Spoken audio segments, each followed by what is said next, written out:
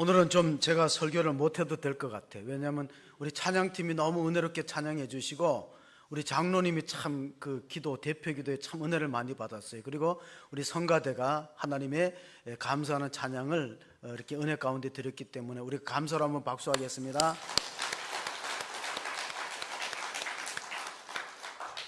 2024년도 감사절을 맞이했습니다. 지구촌에는 여전히 이상기후와 또 다양한 질병들로 전쟁과 재난으로 고통당하는 사람들이 많이 있습니다.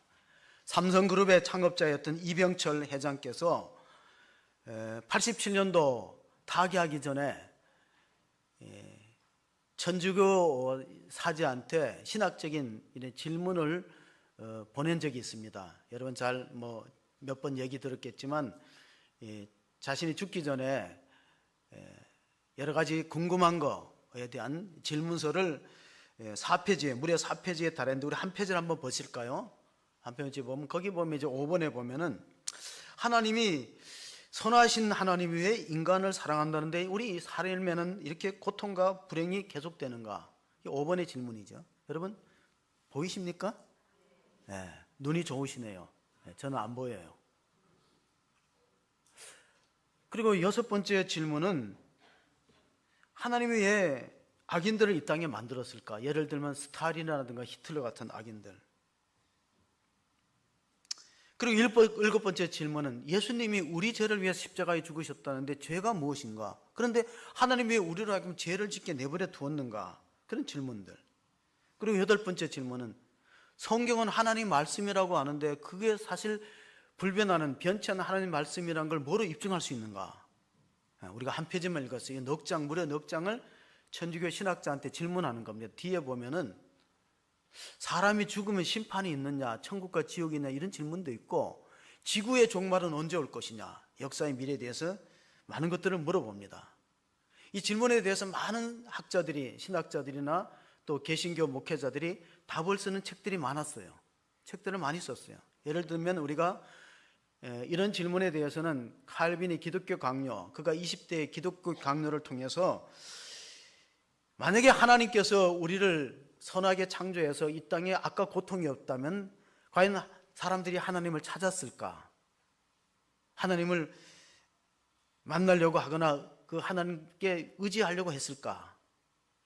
사는 게 만족하다면 하나님을 쉽게 잊었을 것이다. 그런 이제 해답도 주는데 최근에 여기 대해서 2년 전에 시대의 지성이라고 일컫는 그 이어령 교수가 여기 24가지 질문에 대한 답변서 책을 썼어요. 혹시 관심 있으면은 메멘토 모리라는 책을 사면은 이 시대의 지성 이병철 회장의 24가지 질문에 답하다 하고 이렇게 나와 있어요.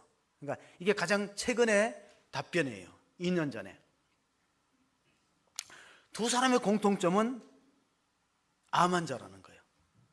이병철 회장은 폐암이었고 이어령 교수는 췌장암으로 알고 있지만 사실 이 메멘토 모리라는 건 라틴 말이거든요. 죽음을 잊지 말고 죽음을 기억하라는데 이병철 회장의 이어령 교수의 일생의 좌우명이 메멘토 모리였대요. 그가 모든 문학평론가 사회에 대한 사회학적인 글을 쓰면서 항상 염두에 둔 것은 어릴 때부터 죽음을 기억하라, 죽음을 잊지 말라. 메멘토 모리가 자신 일생의 좌우명이었다고 합니다. 그래서 의심은 지성을 낳지만은 의문은 지성을 낳지만은 믿음은 영성을 낳는다. 그가 이제 생애 말년에 딸의 전도를 받고 세례받고 신앙인으로 세상을 떠났습니다. 여러분 종교라는 말이 영어로 릴리전인데 그 라틴어 릴리게오에서 와서 빗걸어매다, 붙들어 매라는 거예요. 하나님과 우리는 이렇게 서로 관계를 맺으면서 살아가는 존재로 창조했는데 인간이 스스로 그 끈을 끊어버렸다는, 끊어버렸다는. 왜 끊었을까요? 자기 혼자 살면 더 행복하고 자유로울 줄 아는데 그것은 불행의 시초였습니다.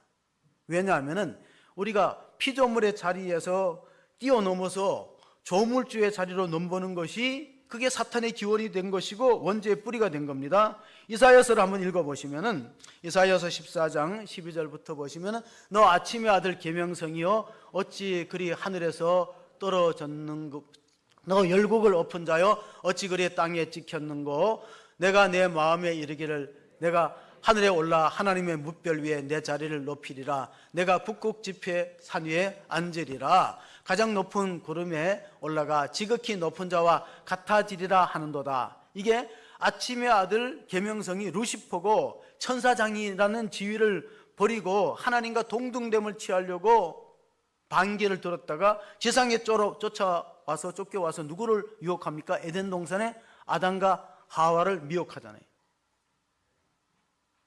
그러므로 우리가 모든 불행의 시초를 가만히 보면 하나님으로부터 시작된 것이 아니라 마귀 사탄이 우리 인류의 원조되는 아담과 하와를 넘어뜨렸어요.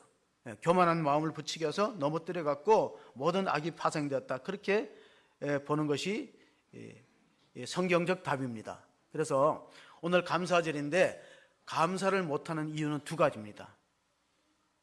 가만히 보세요. 우리 주변에 감사가 없고 불평이 있는 사람들의 특징이 뭐냐면 욕심이 많아요. 두 번째, 교만합니다. 그런 사람은 감사하기 힘들어요. 여러분, 수능 시험에는 뭐가 있어요? 커트라인이 있어요, 없어요? 커트라인이? 왜 자신 있게 대답을 못하네. 수능 시험은 커트라인이 있지만 욕심에는 커트라인이 있어요, 없어요? 없어요. 가진 사람 더 가지려고. 욕심은 커트라인이 없다. 수능에는 커트라인이 있지만 욕심에는 커트라인이 없다. 또 하나, 감사하지 않는 사람들의 특징이 교만하고 욕심 많다는 거예요. 여러분, 아들이 아버지의 위치로 올라가면 그 불효막심한 거예요. 아들이 아버지의 위치에 올라가고, 여러분, 가장 큰 불효가 뭘까요? 교만이 왜 원죄의 뿌리가 되냐면 가장 큰 불효가 뭐냐면 아버지를 용돈을 안 드리는 거, 아버지를 복령하는 거, 이게 불효가 아니고 나한테 아버지가 없다, 저분은 나의 아버지가 아니다고 부인하는 게 최고의 불효예요.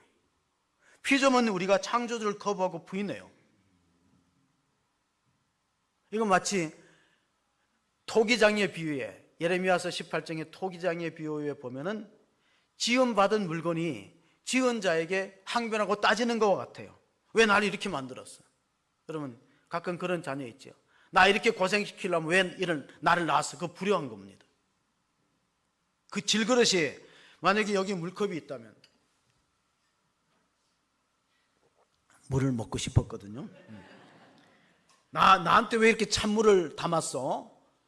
때로는 나한테 왜 이렇게 뜨거운 물을 담았어? 왜 내 물은, 내 컵은 저 컵보다 작아? 이렇게 하면은 그건 자기 본문과 위치를 망각하는 거예요. 로마서를 한번 읽어볼까요? 로마서 9장 20절 21절 보시면은 사도 바울이, 이 사람아, 내가 누구에게 감히 하나님께 반문하느냐? 지음을 받은 물건이 지은 자에게 어찌 나를 이같이 만들었냐 말하겠느냐? 토기장이가 진흙 한 덩어리로 하나는 기이 쓸 그릇을, 하나는 천이 쓸 그릇을 만들 고난이 없느냐? 우리가 피조물의 위치를 망각할 때는 감사를 잃어버립니다.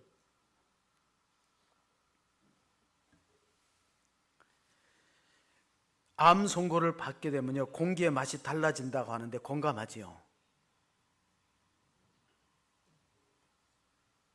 그래서 제가 새벽마다 기도하는 게 있어요. 암이 발병한 사람은 하나님이 완치시켜 달라고 기도하시고, 또 앞으로는 절대 우리 교회 안에는 암이 안 생기도록 새벽마다 기도하고 있습니다. 왜냐하면 쉽지 않기 때문에 그래요. 그리고 그런 모든 질병의 원인이 뭐냐면 스트레스예요. 스트레스는 주지도 말고 받지도 말자. 옆 사람한테 주지도 말고 받지도 맙시다 인사해 보세요. 시작. 주지도 말고 받지도 맙시다. 이런 암세포를 이기는 강력한 바이러스가 땡큐 바이러스라고 알려지고 있어요. 땡큐 바이러스. 땡큐 바이러스. 감사 바이러스. 존 헬리라는 의사는요, 감사는 항암제고 해독제고 치료자라고 발표한 적이 있어요.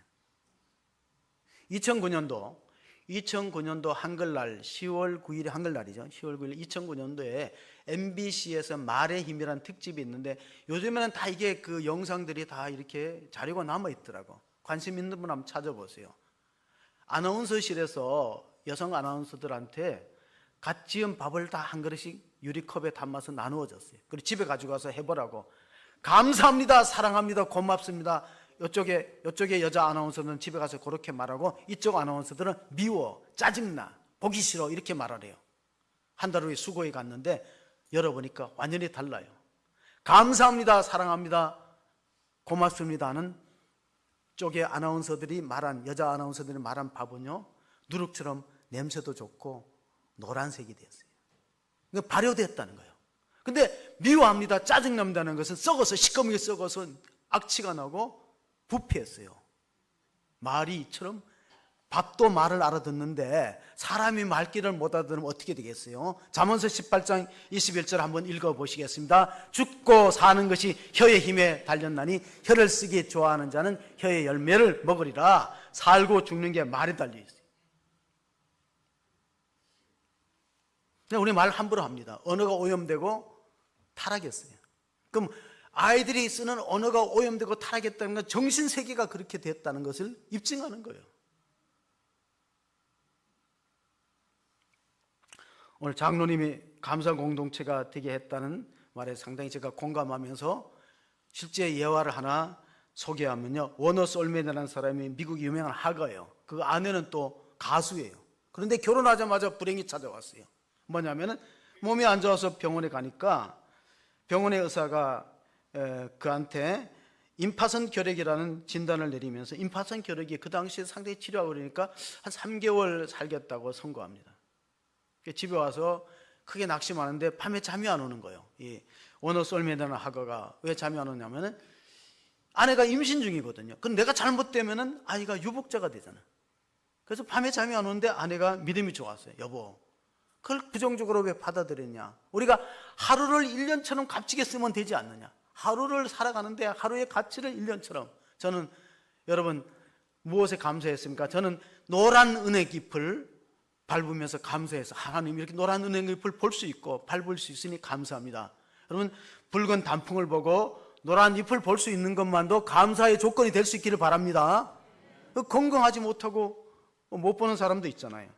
그래서 이제 하루를 1년처럼 사는 것으로 감사하면서 생활하다가 보니까 화가가 뭘 하겠어요? 그가 그린 마지막 작품이 뭐냐면, 내가 이게 죽기 전에 유작으로 남기겠다고 그린 게 예수님의 초상화입니다.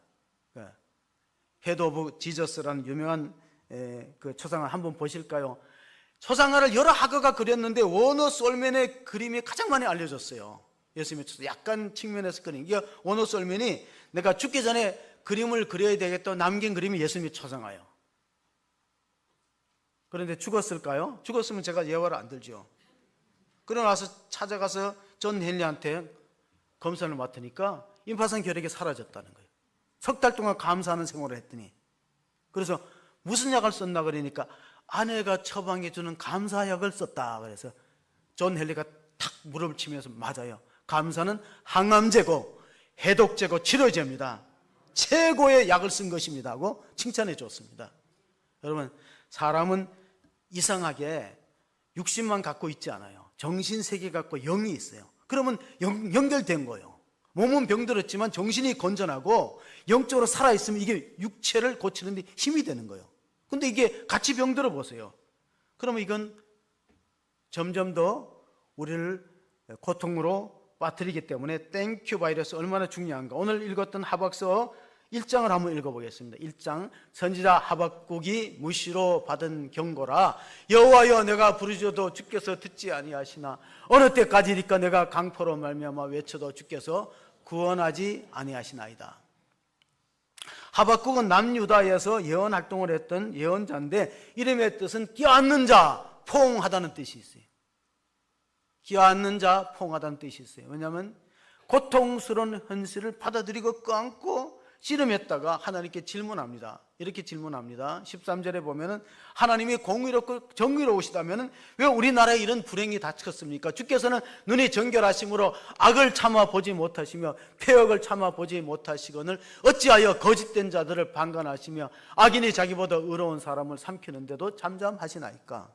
사회적인 정의가 무너지고 불의한 사람들이 득세하고 판을 치고 거짓된 사람들이 잘 사는 이런 세상 하나님 왜 방관하십니까? 하는 질문입니다. 이걸 이제 신학적으로 신정론이라고 부르는데, 욥도 그런 질문했고 아삽의 시편에도 그런 질문이 나오는데 하나님은 거기에 대해서 답변합니다. 그러니까 하박국은 3장으로 되어 있는데, 첫째는 하박국의 질문 1장, 2장은 하나님의 대답, 3장은 하박국의 기도와 찬송으로 마무리됩니다. 2장에 하나님의 답변이 이렇게 나왔습니다. 4절에 보시면은 보라 그의 마음은 교만하며 그 속에서 정직하지 못하나 의인은 그의 믿음으로 말미암아 살리라. 이렇습니다. 그의 마음은 교만하다는 건 갈대아의 세력들 바벨론 나라를 말합니다. 교만하면 오래 못 간다. 그의 마음은 교만하다. 우리가 건무 10년이라는 말이 있어요. 권력은 10년을 넘기지 않는다. 건무 10년. 그런데 교불 3년이에요.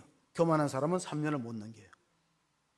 개인이든 민족이든 교만에 치우치고 자기가 최고인 걸로 착각하는 사람들은 이제 얼마 안 남았다는 거예요.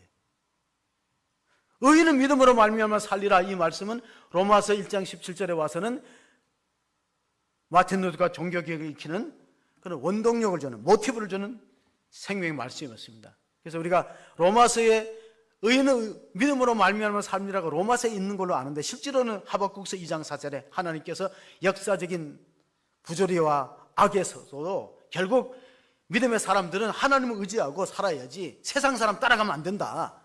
세상이 악하니까 우리도 같이 악으로 맞서자, 그렇게 해서는 안 된다는 겁니다. 하박국서 3장 1절 2절에 하박국의 기도를 한번 보십시다. 시기옷에 맞춘 선지자 하박국의 기도라. 여호와여 내가 주께 대한 소문을 듣고 놀랐나이다. 여호와여 주는 주의 일을 이 수년 내에 부응하게 하옵소서. 이 수년 내에 나타내시옵소서.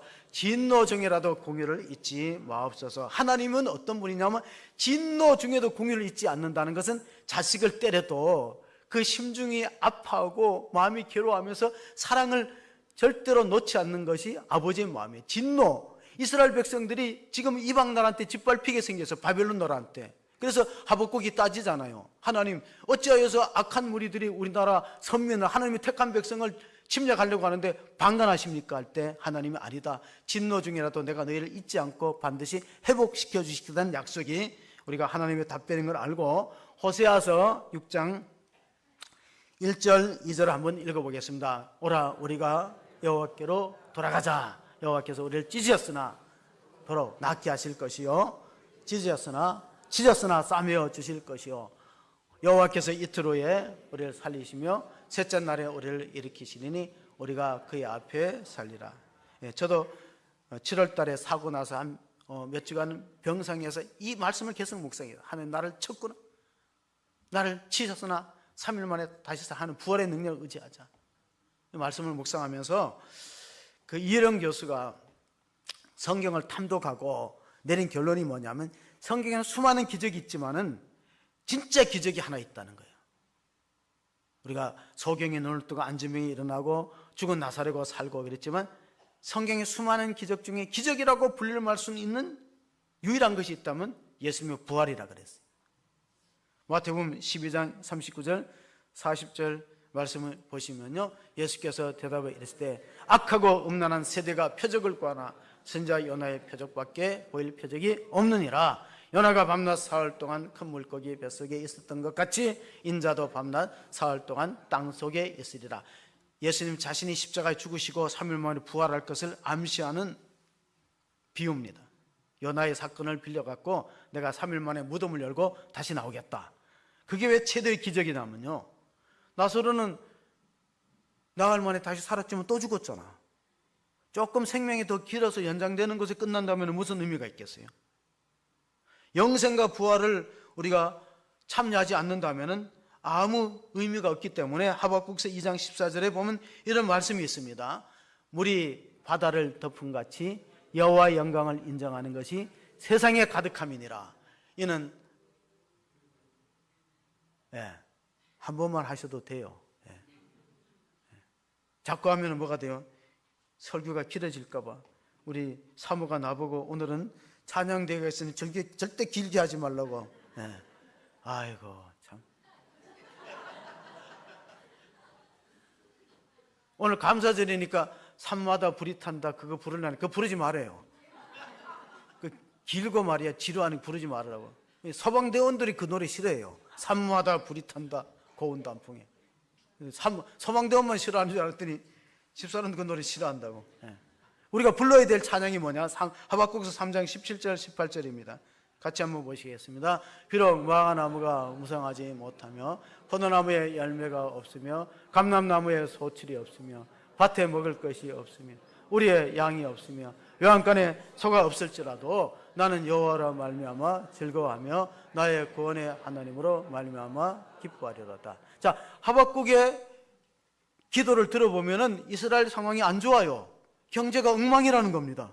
뭐가 나무가 무성치 못하고 포도나무 열매가 없고 감람나무에 소출이 없으면 가난해질 수밖에 없는 거예요. 그런 가난 속에도 구원의 하나님 인해서 찬송하고 감사하는 민족이 되라. 이게 하박국의 찬양의 내용입니다. 지금 우리나라 참 힘듭니다.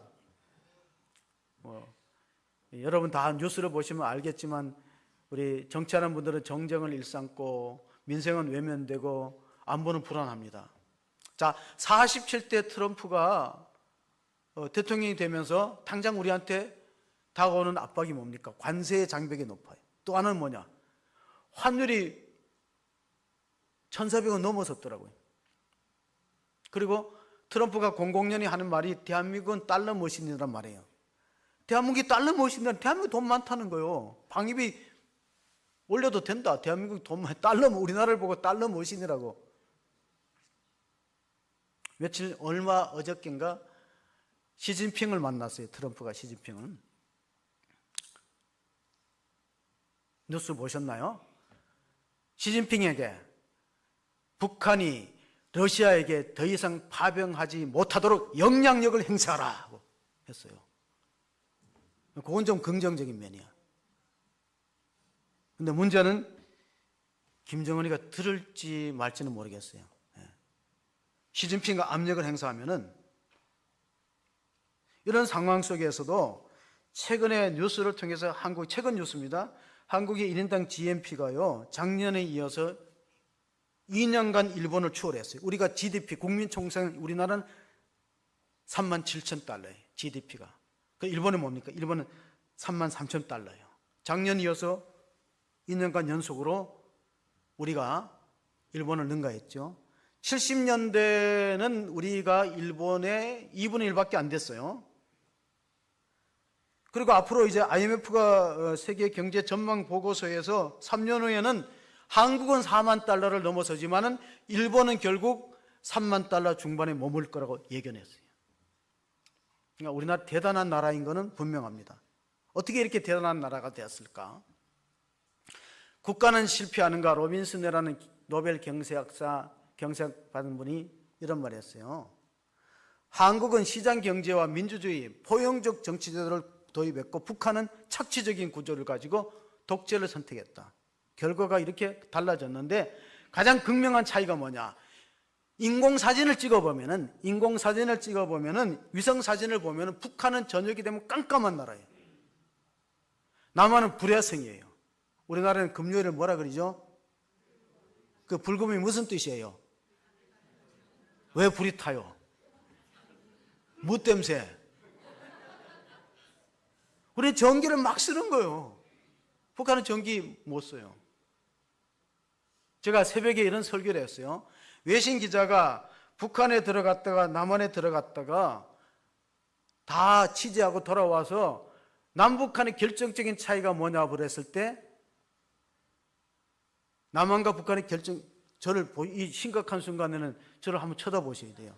지금 이거 안보는 죽고 사는 문제인데 경제는 먹고 사는 문제지만은 먹고 사는 문제, 안보는 죽고 사는. 자, 북한과 남한의 외신 기자가 보던 북한과 남한의 결정적 차이는 십자가라 그랬어요. 북한은 밤에 십자가 하나도 안 켜져 있어요. 남한에는 밤에 한번 보세요. 꼭 옥상에 올라가면 전부 십자가, 빨갛고 흰색 십자가예요.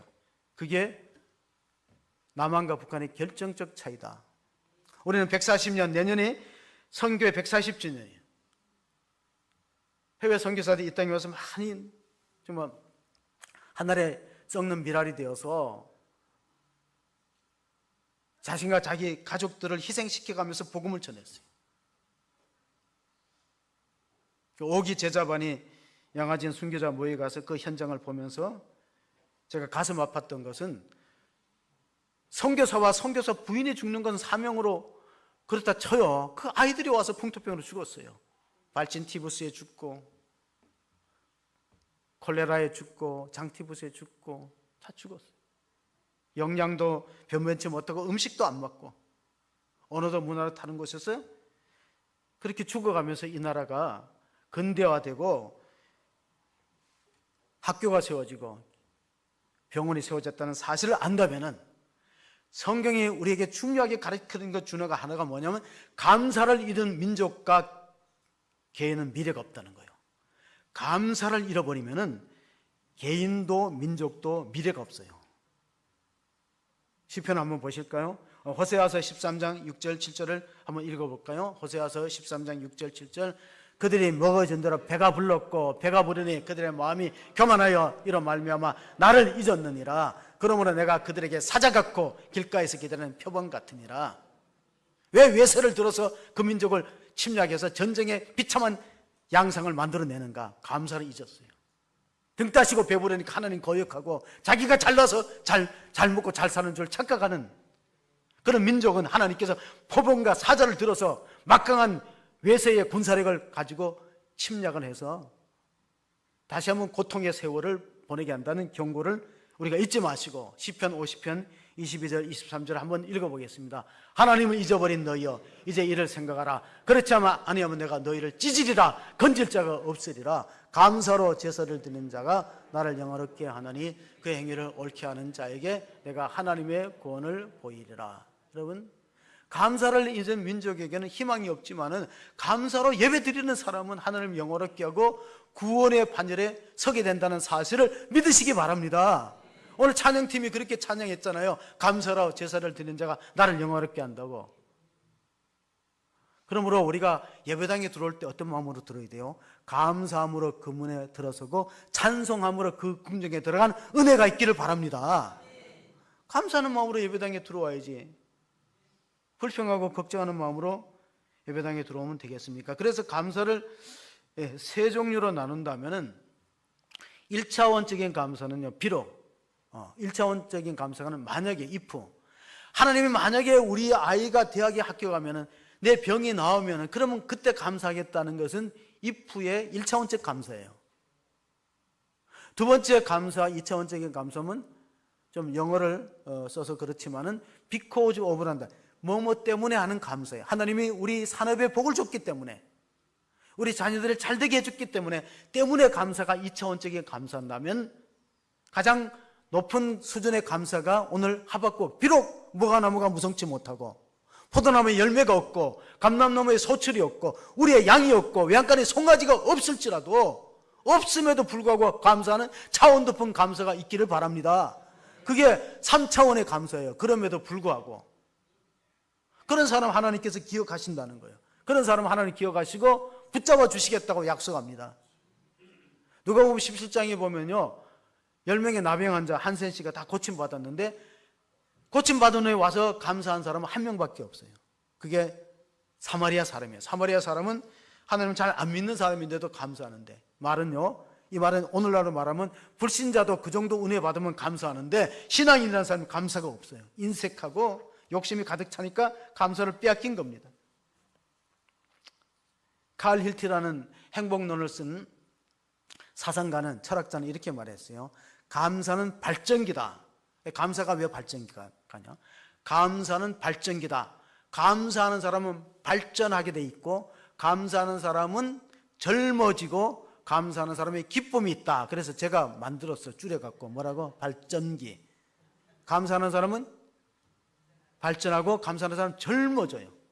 감사하는 사람은 기쁨이 있다. 그래서 우리가 기쁨의 근원 대신에 예수님을 위해서 살아가는 성도가 되기를 바랍니다. 기쁨의 근원이 어디 있다고? 예수님한테 있는 거예요. 기쁨의 근원이 다른 데 있는 게 아니라 예수님한테 있기 때문에 우리가 그 바울이 감옥에서 썼다는 그 편지가 빌립보서인데요. 기쁨의 근원이 예수님한테 있고 주 안에 있을 때 기쁨이 있지 주 밖에 나가면 우리가 주님을 떠나서는요 세상에 기뻐할 일이 별로 없어요. 길거리 가서 사람들 표정을 보면은 마스크 쓸 때는 가려서 모르겠는데 길거리에서 사람들 표정 보면요 한국 사람은 잘 안 웃는데 다 썩난 사람 같아. 외국 사람들이. 근데 빌립보서의 사도 바울은 감옥에서 성도들에게 이런 부탁을 했어요. 주 안에서 항상 기뻐하라. 빌립보서 4장 4절 7절에 보면 주 안에서 항상 기뻐하라. 내가 다시 말하노니 기뻐하라. 너희 간영을 모든 사람에게 알게 하라. 주께서 가까우시니라. 아무것도 염려하지 말고 다만 모든 일에 기도와 간구로 너희 구할 것을 감사함으로 하나님께 아뢰라. 그리하면 모든 지각에 뛰어난 하나님의 평강이 그리스도 예수 안에서 너희 마음과 생각을 지키시리라. 그래서 우리가 선택해야 돼요. 기도할 것이냐 근심할 거냐 선택할 수 있기 바랍니다. 감사할 거냐 불평할 건 선택하기 바랍니다.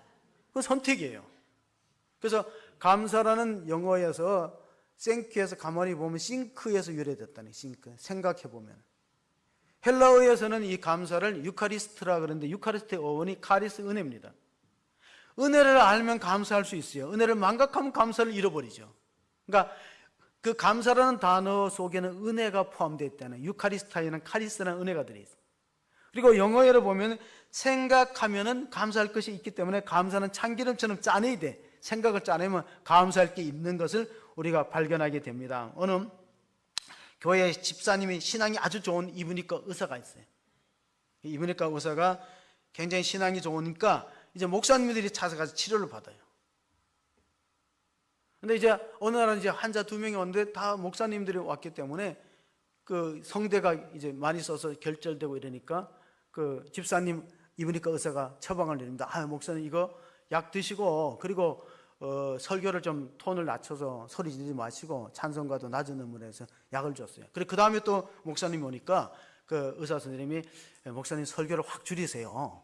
시간을 확 줄이고 찬송가도 짧은 거 3절에 있는 거 하세요. 그러니까 옆에서 간호하던 간호사가 아니 증세가 똑같은데 왜 처방이 다르냐니까 그 목사님 그 이비인후과 의사가 나중에 오시면 우리 담임 목사야 설교 짧게 해달라는 거예요.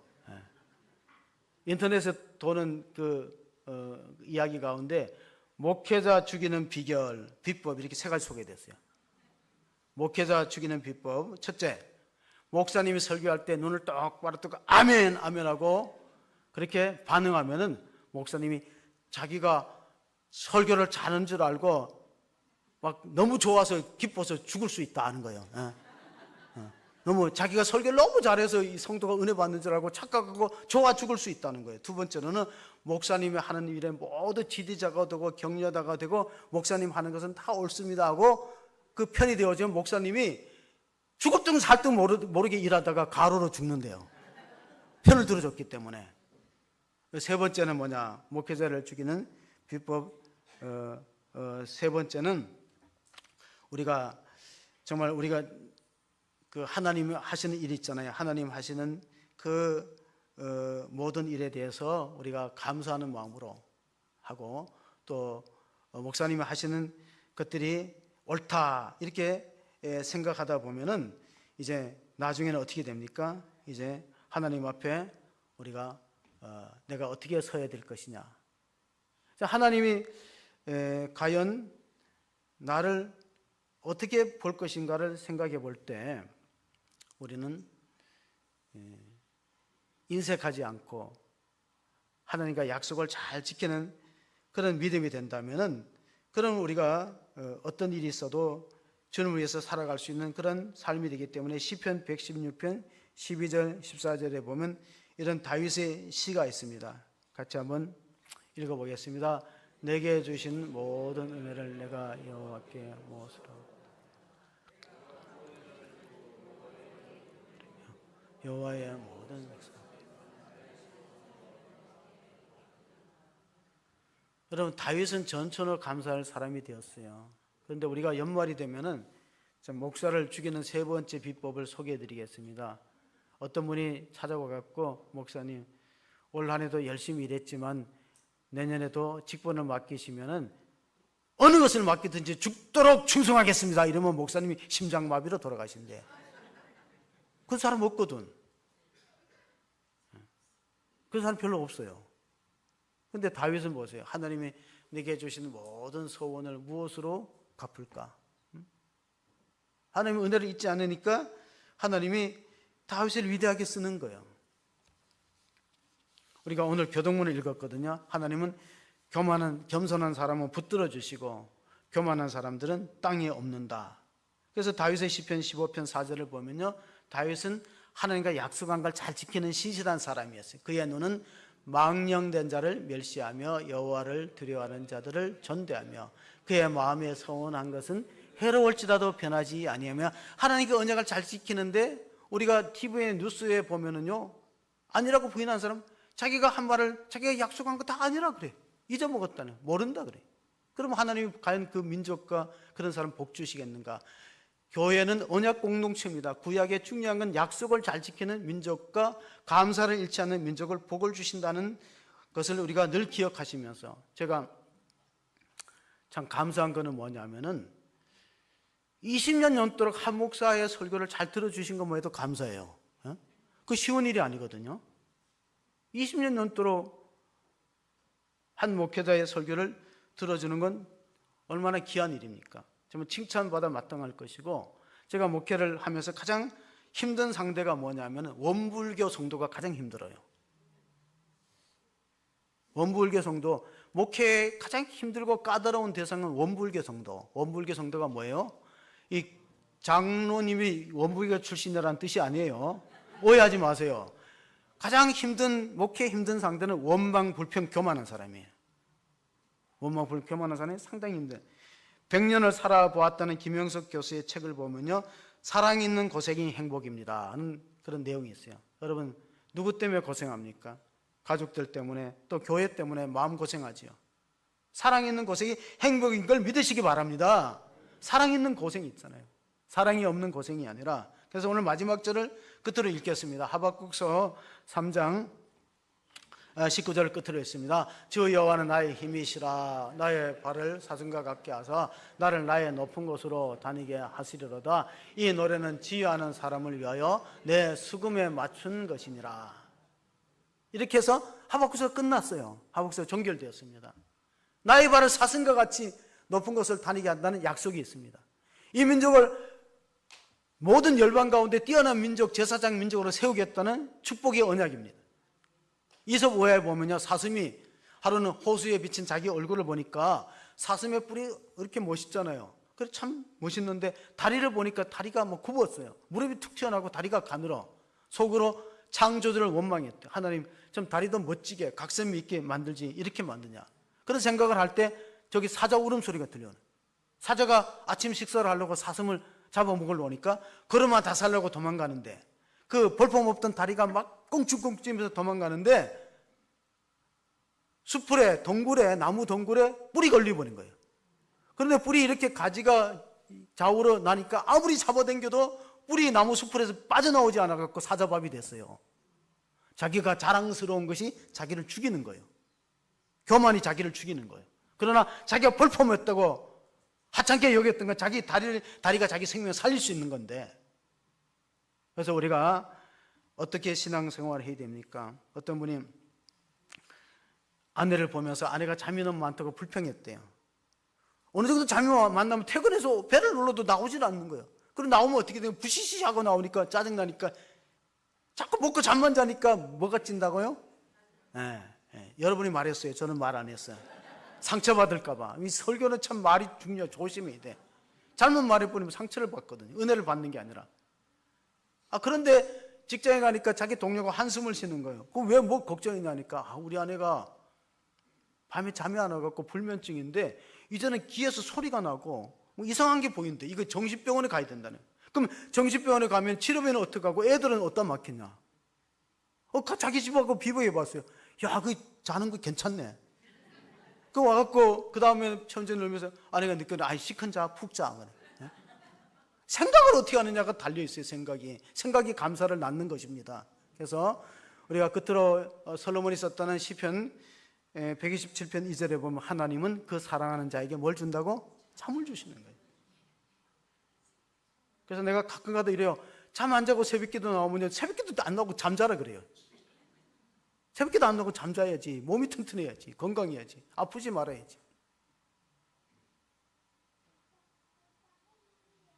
우리 호수관계 공동체 성도 여러분, 정말 2024년도 추수감사절을 맞이해서 범사에 감사, 항상 기뻐하고 쉬지 말고 범사에 감사하는 복된 성도가 되시기를 주의 이름으로 축원합니다. 아멘.